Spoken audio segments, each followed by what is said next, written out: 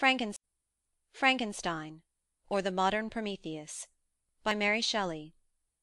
Section 10. Chapter 8. We passed a few sad hours until 11 o'clock, when that trial was to commence. My father and the rest of the family being obliged to attend as witnesses, I accompanied them to the court. During the whole of this wretched mockery of justice, I suffered living torture. It was to be decided whether the result of my curiosity and lawless devices would cause the death of two of my fellow beings, one a smiling babe full of innocence and joy, the other far more dreadfully murdered, with every aggravation of infamy that could make the murder memorable in horror. Justine also was a girl of merit, and possessed qualities which promised to render her life happy. Now all was to be obliterated in an ignominious grave, and I the cause. 1,000 times rather would I have confessed myself guilty of the crime ascribed to Justine. But I was absent when it was committed, and such a declaration would have been considered as the ravings of a madman, and would not have exculpated her who suffered through me. The appearance of Justine was calm. She was dressed in mourning, and her countenance, always engaging, was rendered by the solemnity of her feelings exquisitely beautiful. Yet she appeared confident in innocence, and did not tremble, although gazed on and execrated by thousands, for all the kindness which her beauty might otherwise have excited was obliterated in the minds of the spectators by the imagination of the enormity she was supposed to have committed. She was tranquil, yet her tranquillity was evidently constrained, and as her confusion had before been adduced as a proof of her guilt, she worked up her mind to an appearance of courage. When she entered the court, she threw her eyes round it and quickly discovered where we were seated. A tear seemed to dim her eye when she saw us, but she quickly recovered herself, and a look of sorrowful affection seemed to attest her utter guiltlessness. The trial began, and after the advocate against her had stated the charge, several witnesses were called. Several strange facts combined against her, which might have staggered anyone who had not such proof of her innocence as I had. She had been out the whole of the night on which the murder had been committed, and towards morning had been perceived by a market woman not far from the spot where the body of the murdered child had been afterwards found. The woman asked her what she did there, but she looked very strangely, and only returned a confused and unintelligible answer. She returned in the house about 8 o'clock, and when one inquired where she had passed the night, she replied that she had been looking for the child, and demanded earnestly if anything had been heard concerning him. When shown the body, she fell into violent hysterics, and kept her bed for several days. The picture was then produced which the servant had found in her pocket, and when Elizabeth, in a faltering voice, proved that it was the same which, an hour before the child had been missed, she had placed round the neck, a murmur of horror and indignation filled the court. Justine was called on for her defence. As the trial had proceeded, her countenance had altered. Surprise, horror, and misery were strongly expressed. Sometimes she struggled with her tears, but when she was desired to plead, she collected her powers and spoke in an audible, although variable voice. "God knows," she said, "how entirely I am innocent, but I do not pretend that my protestations should acquit me. I rest my innocence on a plain and simple explanations of the facts which have been adduced against me, and I hope the character I have always borne will incline my judges to a favourable interpretation, where any circumstance appears doubtful or suspicious." She then related that by the permission of Elizabeth she had passed the evening of the night on which the murder had committed at the house of an aunt in Chêne, a village situated at about a league from Geneva. On her return, at about 9 o'clock, she met a man who asked her if she had seen anything of the child who was lost. She was alarmed by this account, and passed several hours in looking for him, when the gates of Geneva were shut, and she was forced to remain several hours of the night in a barn belonging to a cottage, being unwilling to call up the inhabitants, to whom she was well known. Most of the night she spent here watching. Towards morning she believed that she had slept for a few minutes. Some steps disturbed her, and she awoke. It was dawn, and she quitted her asylum, that she might again endeavour to find my brother. If she had gone near the spot where his body lay, it was without her knowledge. That she had been bewildered when questioned by the market-woman was not surprising, since she had passed a sleepless night, and the fate of the poor William was yet uncertain. Concerning the picture, she gave no account. "I know," continued the unhappy victim, "how heavily and fatally this one circumstance weighs against me, but I have no power of explaining it, and when I have expressed my utter ignorance, I am only left to conjecture concerning the probabilities by which it might have been placed in my pocket. But here also I am checked. I believe that I have no enemy on earth, and none surely would have been so wicked as to destroy me wantonly. Did the murderer place it there? I know of no opportunity affording him for so doing, or, if I had, why should he have stolen the jewel, to part with it again so soon? I commit my cause to the justice of my judges, yet I see no room for hope. I beg permission to have a few witnesses examined concerning my character, and if their testimony shall not overweigh my supposed guilt, I must be condemned, although I would pledge my salvation on my innocence." Several witnesses were called who had known her for many years, and they spoke well of her. But fear and hatred of the crime of which they supposed her guilty rendered them timorous and unwilling to come forward. Elizabeth saw even this last resource, her excellent dispositions and irreproachable conduct, about to fail the accursed, when, although violently agitated, she desired permission to address the court. "I am," said she, "the cousin of the unhappy child who was murdered, or rather his sister, for I was educated by and have lived with his parents ever since and even long before his birth. It may therefore be judged indecent in me to come forward on this occasion, but when I see a fellow creature about to perish through the cowardice of her pretended friends, I wish to be allowed to speak, that I may say what I know of her character. I am well acquainted with the accused. I have lived in the same house with her, at one time for 5, and at another for nearly 2 years. During all that period she appeared to me the most amiable and benevolent of human creatures. She nursed Madame Frankenstein, my aunt, in her last illness, with the greatest affection and care, and afterwards attended her own mother during a tedious illness in a manner that excited the admiration of all who knew her, after which she again lived in my uncle's house, where she was beloved by all the family. She was warmly attached to the child who is now dead, and acted towards him like a most affectionate mother. For my own part, I do not hesitate to say that, notwithstanding all the evidence produced against her, I believe and rely on her perfect innocence. She had no temptation for such an action. As to the bauble on which the chief proof rests, if she had earnestly desired it, I should have willingly given it to her, so much do I esteem and value her." A murmur of approbation followed Elizabeth's simple and powerful appeal, but it was excited by her generous interference, and not in favour of poor Justine, on whom the public indignation was turned with renewed violence, charging her with the blackest ingratitude. She herself wept as Elizabeth spoke, but she did not answer. My own agitation and anguish was extreme during the whole trial. I believed in her innocence. I knew it.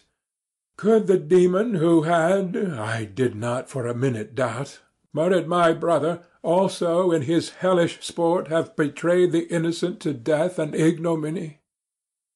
I could not sustain the horror of my situation, and when I perceived that the popular voice and the countenances of the judges had already condemned my unhappy victim, I rushed out of the court in agony.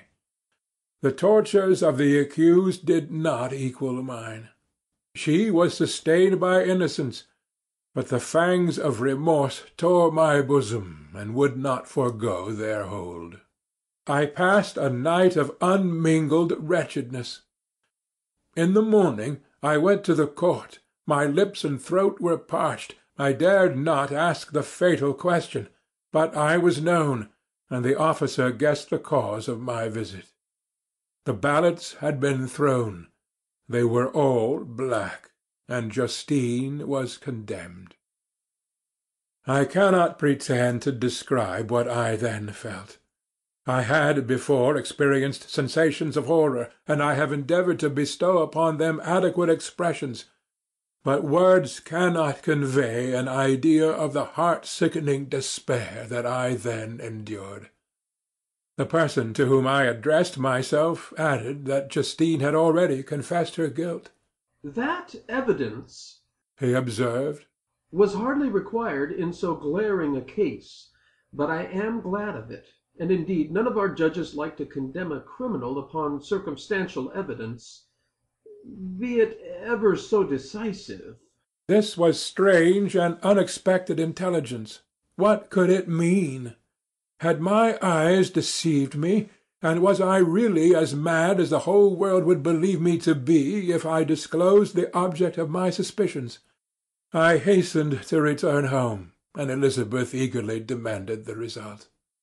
"My cousin," replied I, "it is decided as you may have expected. All judges had rather that 10 innocent should suffer than that 1 guilty should escape. But she has confessed."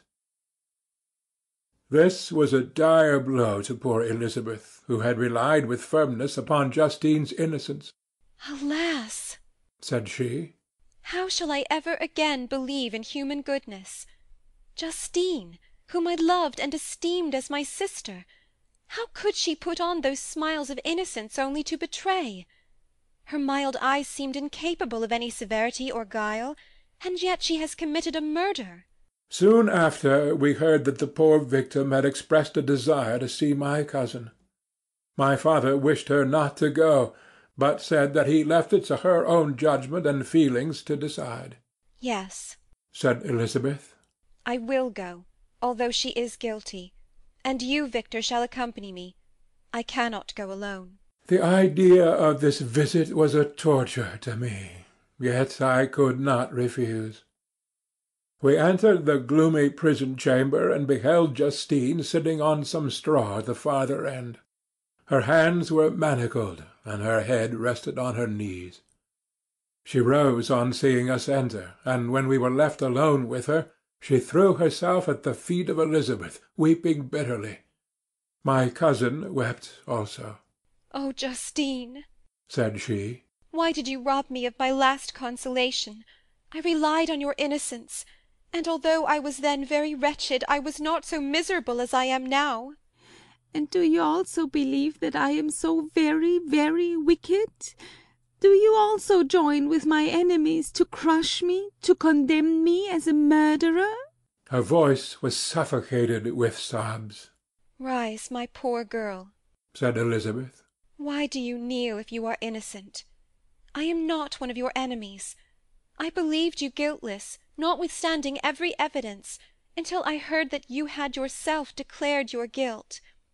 That report, you say, is false, and be assured, dear Justine, that nothing can shake my confidence in you for a moment but your own confession." "I did confess, but I confessed a lie. I confessed that I might obtain absolution, but now that falsehood lies heavier at my heart than all my other sins. The God of heaven forgive me! Ever since I was condemned, my confessor has besieged me. He threatened and menaced until I almost began to think that I was the monster that he said I was. He threatened excommunication and hell-fire in my last moments if I continued obdurate. Dear lady, I had none to support me. All looked on me as a wretch doomed to ignominy and perdition. What could I do? In an evil hour I subscribed to a lie, and now only am I truly miserable." She paused, weeping, and then continued. "I thought with horror, my sweet lady, that you should believe your Justine, whom your blessed aunt had so highly honoured, and whom you loved, was a creature capable of a crime which none but the devil himself could have perpetrated. Dear William, dearest blessed child, I soon shall see you again in heaven, where we shall all be happy, and that consoles me, going as I am to suffer ignominy and death." Oh, Justine, forgive me for having for one moment distrusted you. Why did you confess? But do not mourn, dear girl, do not fear. I will proclaim, I will prove your innocence. I will melt the stony hearts of your enemies by my tears and prayers. You shall not die. You, my playfellow, my companion, my sister, perish on the scaffold. No, no, I never could survive so horrible a misfortune." Justine shook her head mournfully. "I do not fear to die," she said. "That pang is past. God raises my weakness and gives me courage to endure the worst. I live a sad and bitter world, and if you remember me and think of me as of one unjustly condemned, I am resigned to the fate awaiting me. Learn from me, dear lady, to submit in patience to the will of heaven." During this conversation I had retired to a corner of the prison-room, where I could conceal the horrid anguish that possessed me. Despair! Who dared talk of that? The poor victim, who on the morrow was to pass the awful boundary between life and death, felt not, as I did, such deep and bitter agony. I gnashed my teeth and ground them together, uttering a groan that came from my inmost soul. Justine started. When she saw who it was, she approached me and said, "Dear sir, you are very kind to visit me. You, I hope, do not believe that I am guilty?" I could not answer. "No, Justine," said Elizabeth. "he is more convinced of your innocence than I was, for even when he heard that you had confessed, he did not credit it."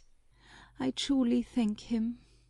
In these last moments I feel the sincerest gratitude towards those who think of me with kindness. How sweet is the affection of others to such a wretch as I am! It removes more than half my misfortune, and I feel as if I could die in peace, now that my innocence is acknowledged by you, dear lady, and your cousin." Thus the poor sufferer tried to comfort others and herself. She indeed gained the resignation she desired. But I, the true murderer, felt the never-dying worm alive in my bosom, which allowed of no hope or consolation. Elizabeth also wept and was unhappy, but hers also was the misery of innocence, which, like a cloud that passes over the fair moon, for a while hides but cannot tarnish its brightness. Anguish and despair had penetrated into the core of my heart. I bore a hell within me which nothing could extinguish. We stayed several hours with Justine, and it was with great difficulty that Elizabeth could tear herself away. "I wish," cried she, "that I were to die with you. I cannot live in this world of misery." Justine assumed an air of cheerfulness, while she with difficulty repressed her bitter tears. She embraced Elizabeth, and said in a voice of half-suppressed emotion, "Farewell, sweet lady, dearest Elizabeth, my beloved and only friend. May heaven in its bounty bless and preserve you. May this be the last misfortune that you will ever suffer. Live and be happy, and make others so." On the morrow Justine died. Elizabeth's heart-rending eloquence failed to move the judges from their settled conviction in the criminality of the saintly sufferer. My passionate and indignant appeals were lost upon them, and when I received their cold answers and heard the harsh, unfeeling reasoning of these men, my purposed avowal died away on my lips. Thus I might proclaim myself a madman, but not revoke the sentence passed upon my wretched victim. She perished on the scaffold as a murderess. From the tortures of my own heart, I turned to contemplate the deep and voiceless grief of my Elizabeth. This was also my doing, and my father's woe, and the desolation of that late so smiling home, all was the work of my thrice accursed hands. Ye weep, unhappy ones, but these are not your last tears. Again shall you raise the funeral wail, and the sound of your lamentations shall again and again be heard. Frankenstein, your son, your kinsman, your early much-loved friend, he who would spend each vital drop of blood for your sakes, who has no thought or sense of joy except as it is mirrored also in your dear countenances, who would fill the air with blessings and spend his life in serving you, he bids you weep, to shed countless tears, happy beyond his hopes, if thus inexorable fate be satisfied, and if the destruction pause before the peace of the grave have succeeded to your sad torments. Thus spoke my prophetic soul, as, torn by remorse, horror, and despair, I beheld those I loved spend vain sorrow upon the graves of William and Justine, the first hapless victims to my unhallowed arts. End of Section 10.